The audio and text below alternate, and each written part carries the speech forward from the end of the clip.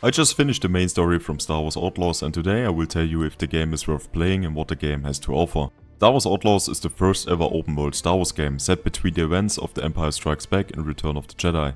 Explore distinct planets across the galaxy, both iconic and new. Risk it all as Kay Vess, a scoundrel seeking freedom and their means to start a new life along with her companion Nix. When the game was first announced, including the first gameplay scenes, hopes were high that Star Wars Outlaws would finally be the long-awaited first big Star Wars open world experience. Playing as an outlaw and making a name for yourself in Star Wars Underworld. After playing through the game, I have to say that Star Wars Outlaws partly does justice to the whole thing, but also leaves a lot of potential untapped. The game is set in a very exciting Star Wars era between episode 5 and 6, which means that many familiar characters are still alive and kicking in the Star Wars world. This means that you have a huge potential in terms of characters that you can use, but more on that later. If you're expecting a Red Dead Redemption, The Witcher or Cyberpunk 2077 type game, you will probably be disappointed, and the game will only be a 7 out of 10 for you. But if you're a Star Wars fan, the game fulfills many fan wishes and invites you into a partly immersive Star Wars world. As a Star Wars fan, I currently would give the game an 8.5 out of 10. Why such a rating and what Ubisoft could have done better? Now in the review. Let's start with the story of Star Wars Outlaws. I will give you a complete spoiler-free opinion.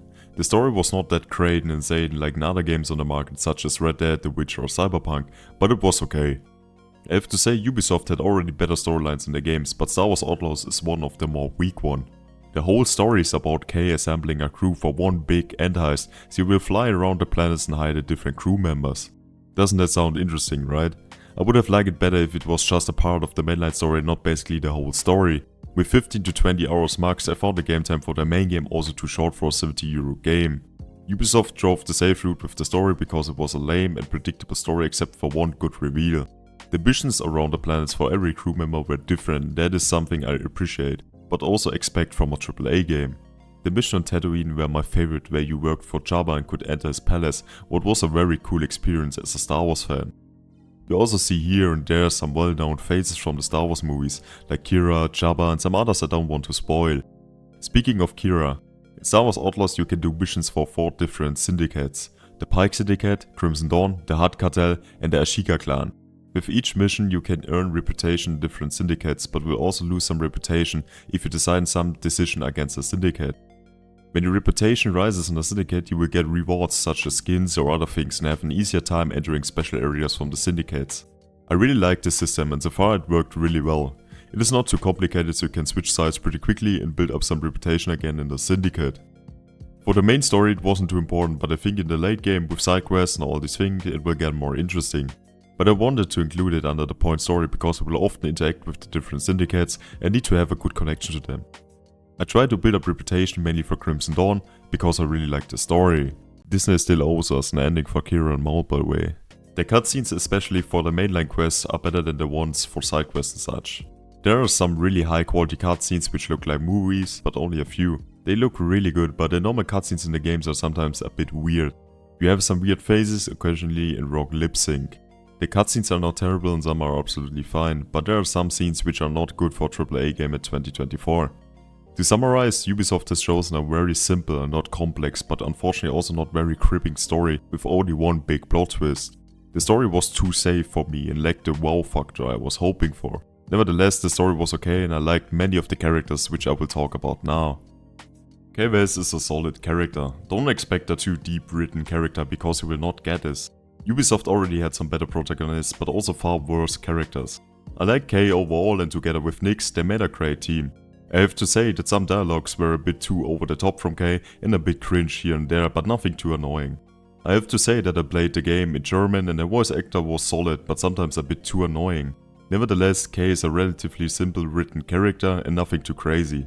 I like her and she was fitting for the game in my opinion. The brightest star for me is Nix. Nix is her companion and is one of the most important aspects of the game, especially gameplay wise. With Nix you can do so many things like stealing stuff, distracting enemies, turning the alarm off and more. Nix is also just cute and was not annoying. I really liked him and might get some merch from Nix. The next most important character for me was ND5. ND5 is probably my favorite character from Star Wars Outlaws. I mean, just look at him, he's such a badass. Thought and Clone Wars and being a BX droid who got reprogrammed sounds already like an interesting character, and he definitely is. He helps Kay to assemble the crew for the big heist, and Kay and him become good friends along the journey. ND5 is also cool design with his code and is not one to mess with. As a side character, there were a lot of other solid characters like Danka, Jalen, Gidik, Whale and Aang were all good but nothing too crazy and deep written. If you're looking for deep character writing and such, you are wrong with Star Wars Outlaws. There are some cool twists but nothing too surprising and too deep, but I still liked the characters and they were fitting for the game. What was really cool for me were the different cameos in Star Wars Outlaws. I won't spoil all of them, but Jabba for example was already confirmed before, so I give you that. But there are also some more well-known characters which make an appearance in Star Wars Outlaws, which I liked a lot. The gameplay in Star Wars Outlaws is very simple.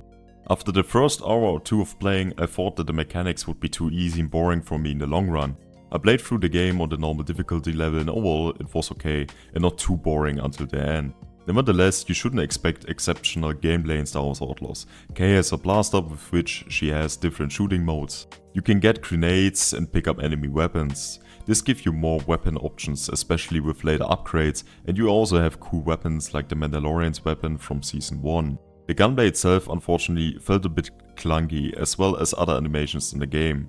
Especially the melee attacks are not well solved in my eyes, and especially assassinations feel very clunky and weird. In my opinion, the throwing job is also not well solved and simply doesn't feel good. In combat, Nyx in particular is very important to give you a decisive advantage over your opponents. This includes distracting or attacking opponents. The game is very stealth heavy. I have to say I expected more stealth after the first reviews I saw, but it could have been less stealth and more action. Nevertheless, it was really cool here and there to break into an Imperial base completely by stealth, for example. The general mission flow was always very similar. You get a mission, break into a base and then have to steal or hack something and then disappear again. And of course all of this is best done completely stealthy. Personally, I miss the bounty missions. In my opinion, it would have been even cooler if Kay had been a bounty hunter in addition to her criminal activities, which would have given you a lot more options. The enemy NPCs in the game are unfortunately very bad. I really had several situations during my time playing where enemies didn't see you right in front of them, were falsely alerted, completely random, or corpses were sometimes noticed and then not again. There was no real pattern to the behavior of the NPCs and the sequences were very strange. Unfortunately, the game doesn't have any good enemy NPCs and Ubisoft has done this much better in other games. Shortly before completing a mission, you will usually receive a counter offer from another syndicate with better pay and of course increasing influence. This allows you to decide which syndicate you want to improve your reputation with or how many credits this mission is worth to you. In addition to the main story, the game naturally also offers plenty of side quests in which you can improve your reputation. Skilling abilities is an interesting solution in the game. You first have to find the experts who then improve your abilities and your vehicles by completing challenges. You also have to be involved in each activity. For example, you will sometimes find food stores which boost Nick's abilities by eating them. While eating, however, you have to press the right buttons at the right time, which isn't a big deal but still makes the whole thing more interactive. Even small activities like playing Sarlacc or the game mechanics were fun and not annoying.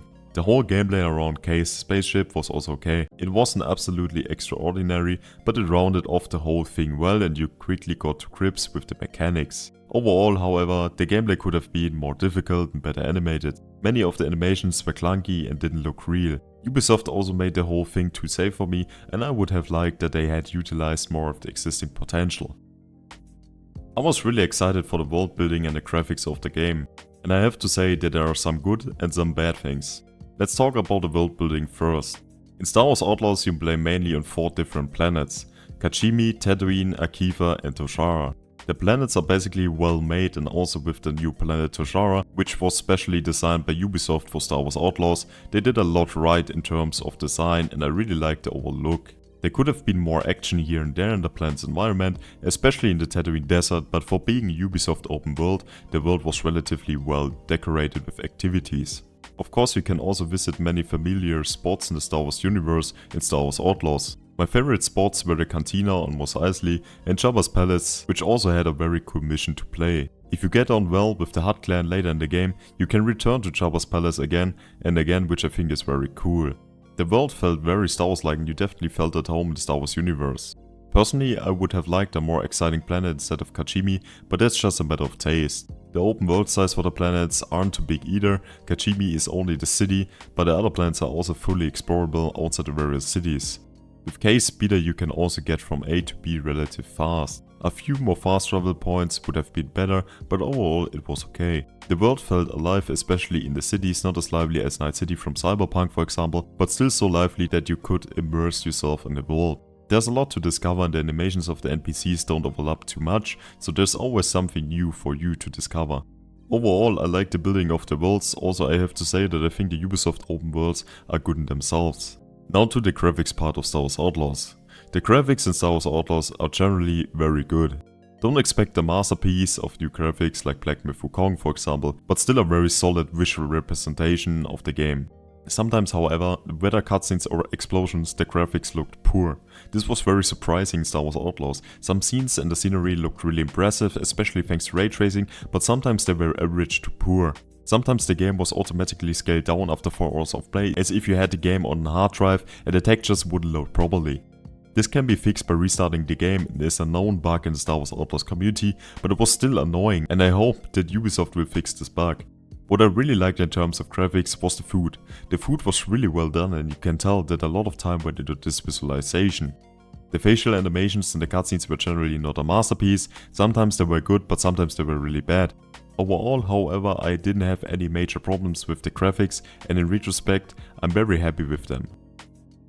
The optimization of Star Wars Outlaws was solid. The beginning of the game I had a few FPS problems, especially in the first big open world after I landed on Toshara. I then deactivated RTX Lightning and was able to play the game smoothly with a constant 60 frames in 2K and max settings with every RTX setting enabled except RTX Di on my RTX 4070. The game needs more resources than Black Myth Wukong, which has significantly better and more complex graphics, but is not completely open world. Open world games like Star Wars Outlaws are again much more complex and therefore the optimization was solid on average. Akiva is the most resource intensive planet as it rains a lot there and there are a lot of reflections on water and other things. Thanks to DLSS 3.5 and frame generation, the game runs smoothly even with high settings. The visual representation of DLSS 3.5 on max settings, so DLAA, was okay, but sometimes a bit too blurred for me. Overall, I didn't have any major FPS crashes or game crashes and I was able to play the game smoothly and well. What I noticed positively in Star Wars Outlaws is that the loading times are very short on an SSD. If you have a weak rig, you have to bear in mind that you can't completely disable the RTX in Star Wars Outlaws, which means you need a relatively good computer to be able to play the game reasonably smoothly. Star Wars Outlaws met my expectations, but did not exceed them.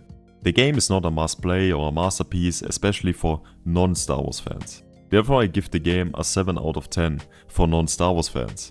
As a Star Wars fan, the game was very enjoyable, with good approaches but unfortunately also open potential which was not used. As a Star Wars fan, I give the game a rating of 8.5 out of 10.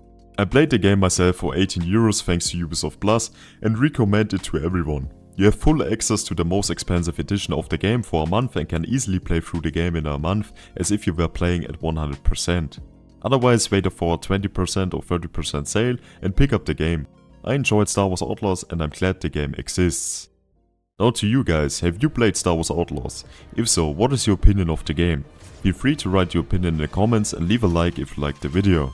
Subscribe to my channel to not miss any more videos about Star Wars Outlaws and other games. Thanks for watching and I will see you in the next video.